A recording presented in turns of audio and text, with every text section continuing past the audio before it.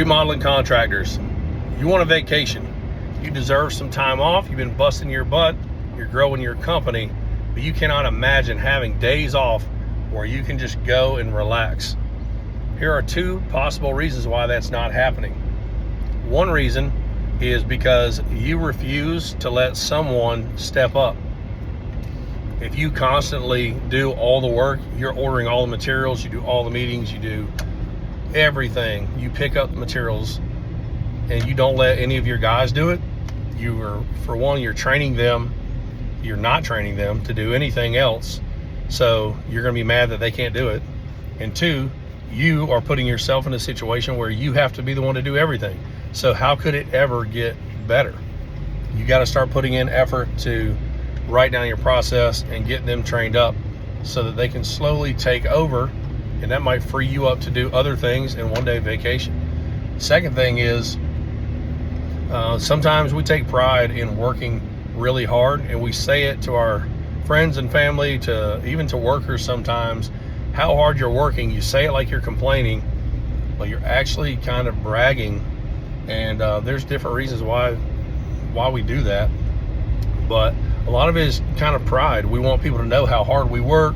They think if we're working super hard that we must be good at what we do, and we don't really stop and think about what we're doing. But we get in this rut where we're just bragging about dumb stuff. So those two reasons right there will hold you back, and you really need to think about it. If you think everyone else on your team sucks, they might suck, but as a leader, as a business owner, you need to think about how can you make that better. If they work for you, you hired them, and you saw something good about them. So you need to find out what their strengths and weaknesses are, and help them out, get them to work. If not, you're never going to get a break.